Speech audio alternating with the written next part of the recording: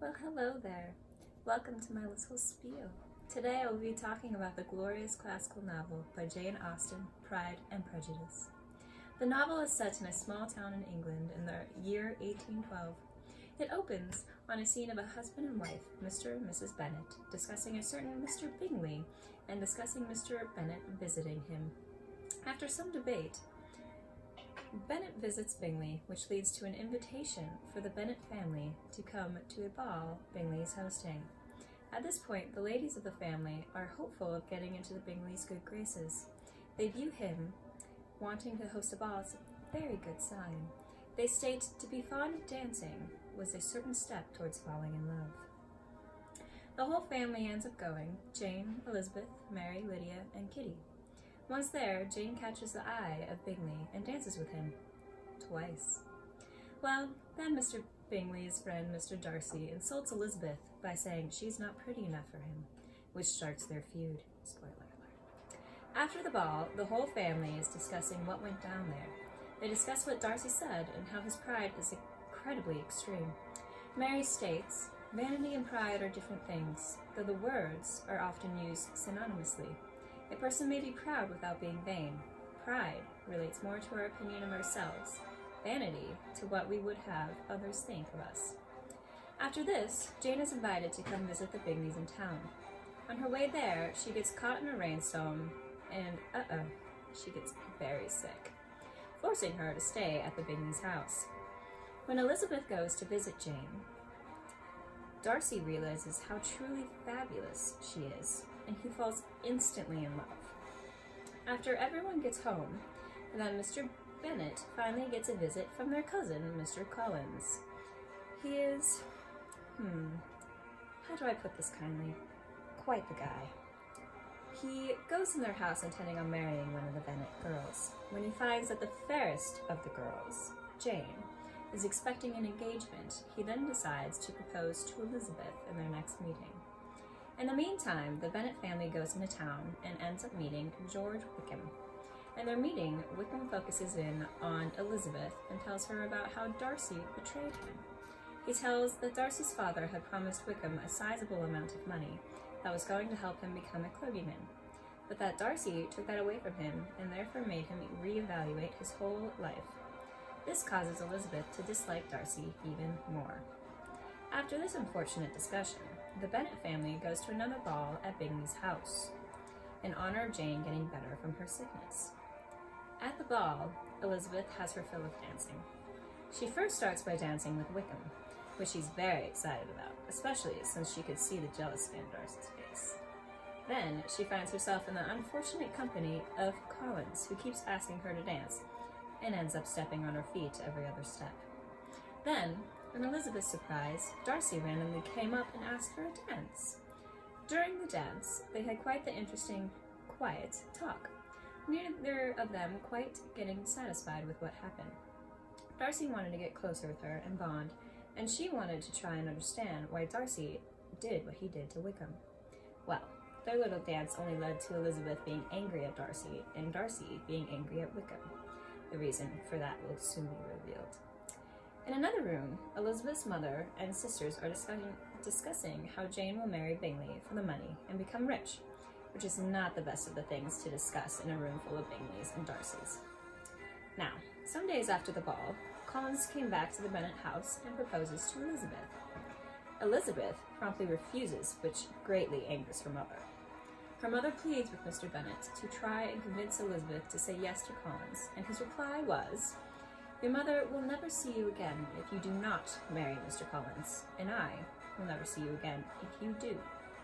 This makes Elizabeth extremely happy, and she agrees with her father. At the same time, Jane receives a letter from the Bingleys saying that they are leaving London and not planning on coming back. This makes Jane extremely upset because she is in love with Mr. Bingley. Now, in her state of upset, she goes to visit her aunt and uncle in London. While this drama is going down, Collins was very humiliated by Elizabeth's rejection and tries to fix this. So, he goes to the Bennet's neighbor's house, where Charlotte, a good friend of Elizabeth, who is always at the Bennet's house, asks Charlotte to marry him. She accepts, thinking she can do no better than him, and trust me, She definitely can. Whew, pardon me. As I was saying, spring comes around and Elizabeth decides to go visit Charlotte and Collins at his house. Collins lives on the property of Lady Catherine de Bourgh, who just happens to be Darcy's aunt, and whose daughter Darcy is supposed to marry. Darcy and his cousin are also happening to visit. It's very convenient, right? Well, Darcy's cousin talks to Elizabeth about how Darcy saved a good friend from marrying someone who is only interested in him for the money. Elizabeth puts two and two together and figures out he is talking about Jane and Bingley, and she becomes furious. A little after she finds this out, Darcy declares his love for Elizabeth and proposes to her.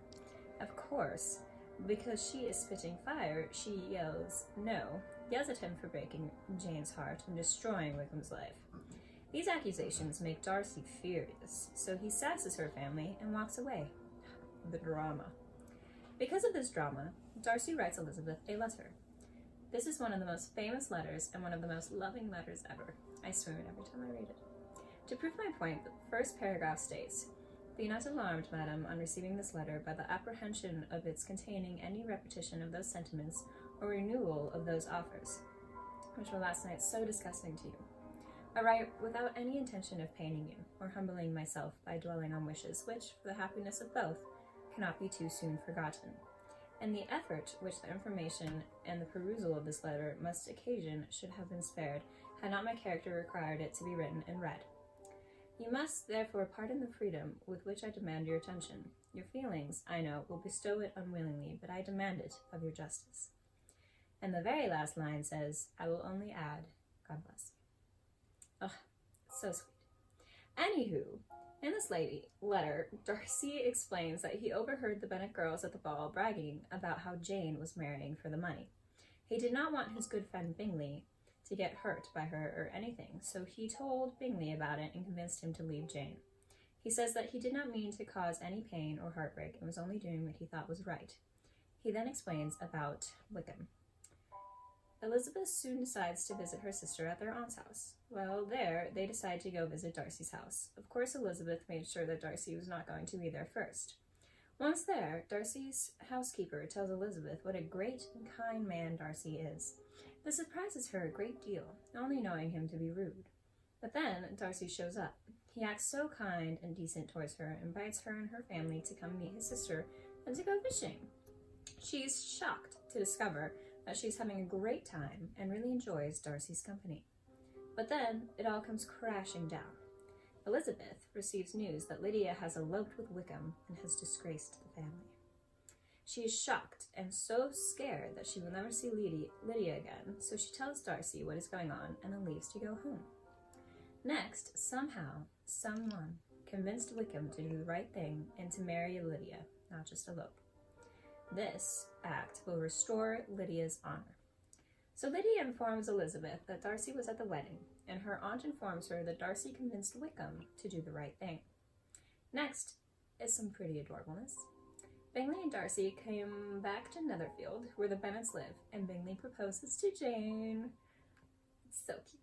But then the best thing ever happens. Darcy talks to Elizabeth and likes her mood, so he proposes, and she accepts.